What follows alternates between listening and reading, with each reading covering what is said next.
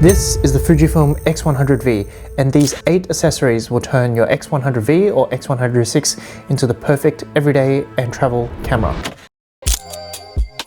These 8 accessories actually give you the confidence to take your camera everywhere and ensure your investment becomes your go-to camera. To the new and returning viewers, hi, my name's Henry, aka Juju Shoots, and on this channel we talk about all things photography and creativity that inspires. I've shot over 20,000 images with mine, traveled with it, so I'm speaking from personal experience. But there's one accessory on this list that has revolutionized the way that I shoot with this camera.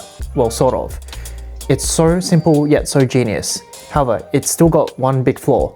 As a quick disclaimer, the camera and the accessories featured in this video are not sponsored.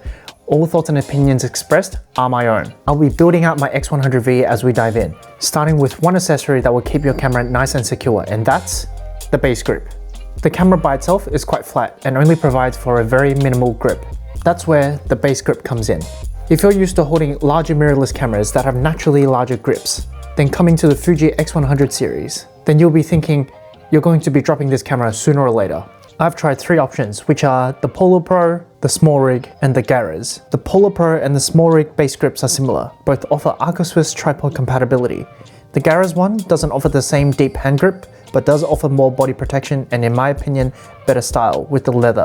However, word of warning, the Polar Pro grip only works for the latest X100VI, as a screw location on the bottom doesn't line up with the X100V. So don't be stupid like me and go for the Polar Pro option if you have the X100V instead of the X100VI, as it's only compatible with the X100VI. So my pick for the base grips, it's the Small Rig for me, with this wooden hand grip, style and functionality. Second on the list is the thumb grip.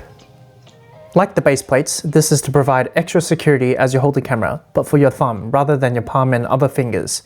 I've got 2 options here, JJC and the Polar Pro. The JJC one is slimmer and the Polar Pro one is thicker and feels much more premium, and also screws in place if you like it so it won't come off. However, the trade-off for the Polar Pro option is that the ridges don't align with the X100V back buttons as it's meant for the 6, and accessing the scroll wheel isn't as easy as it is with the JJC option. However, despite that, my pick for thumb grip, it's gotta be the Polar Pro. Next up, let's talk about this, the soft shutter button. I love this little thing because outside of Fujifilm, the only other cameras that have a threaded shutter button are the Nikon ZF, Fuji X-T line, and Leicas. They not only add a touch of style, but because the travel of the X100 shutter isn't a lot, the soft shutter button adds a bit more control as well. These are inexpensive and there are a myriad of options out there. From experience, I've tried the JJC, Small Rig, Polar Pro, and other ones from Amazon. So what's my pick for soft shutter button options? It's a tie really. It really depends on what color and style you like. They all function the same. Next up on the list is the one accessory that makes your photos look filmic, especially if you shoot in RAW and edit later, or use one of the many Fujifilm film recipes, and that's this thing right here. These are 49mm filters. Now, you do need a ring adapter to install filters on the X100 series of cameras, which I'd recommend anyway because the camera is not rated to be weather resistant, unless if you install an adapter ring and a filter. So the ones I've used and I've been using recently are the Tiffin Black Mist Half Strength, the Polar Pro 135 series Black Mist and Gold Mist, the Polar Pro Short Stash. This is a recent pickup which combines both a polarizer and a quarter strength mist. So what these mist filters here all do to varying strengths is bloom the highlights, giving it that filmic touch. The Polar Pro Gold Mist in particular does the same, but also adds a touch of warmth in those highlights to give it that Kodak feel. So what's my pick for filter? It'd have to be the Polar Pro 135 series so far. Right now I have the Short Stash on the camera and it's the most recent pickup. So if you'd like to see a review on that one, let me know. Next up is this, the lens hood. And of the 3 options that I've tried, there's one with a secret function that revolutionizes the way that you shoot with the X100 series of cameras.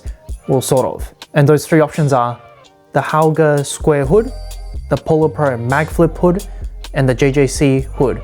So, lens hoods don't just provide the camera with great style, but also adds functionality as it blocks flares and other imperfections. Personally, I really like how the Hauger square hood looks. However, it's not compatible with thicker filters like the Short Stash filter, so a word of warning there. So what's so genius about one of the remaining 2? And that's this. This is the Polar Pro Mag Flip Hood, and it does exactly this. The Polar Pro lens hood actually flips down and lets you either easily swap filters or adjust your filters if you're using either a polarizer or an ND filter, let's say. This makes it for such great convenience. However, there is one big flaw. Firstly, it's the heaviest of the three options here, and secondly, the big flaw is the diameter and the height of the Polar Pro hood is actually so tall, it semi-blocks the built-in flash of the X100, leaving a large shadow on the bottom. But to fix that, I've got a solution. That's the next accessory we're going to talk about, the flash. This is the Godox IM20 Mini Flash. It's a complete manual flash with 5 varying levels of flash power. It's so light yet powerful. It's such a great addition to the kit. So this paired with some editing and or some Fuji recipes, and you'll be able to achieve that 2000s look that's so in apparently right now. Some people love them, some people hate them, but I personally never travel without them, and that's straps. For the everyday carry, if I'm not traveling, I like to use a wrist strap. It gives me that little bit extra of security. This leather one is from a brand called Kuro and gives a bit of style points as well. And for traveling, I like to use a longer neck strap. Again, this one from Kuro, and both the hand and neck strap use the Peak Design quick release system. So that's basically the Fujifilm X100V kitted out and built the way that I like it right now. However, it's not as pocketable as, let's say, the Ricoh GR series of cameras, and that's where sling bags come in.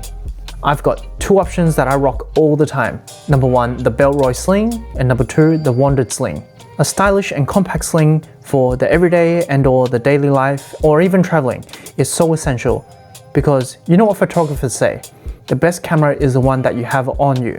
And if you've got an X100V or an X106 with a sling and an X100 series line of camera that's always on you, you're bound to never miss a moment. So that's my X100V set up the way that I like it at the moment. Is there any other essential accessory that I'm missing? Let me know. I've got other gear reviews on the channel, so feel free to check those out. Otherwise, I hope you have an amazing one.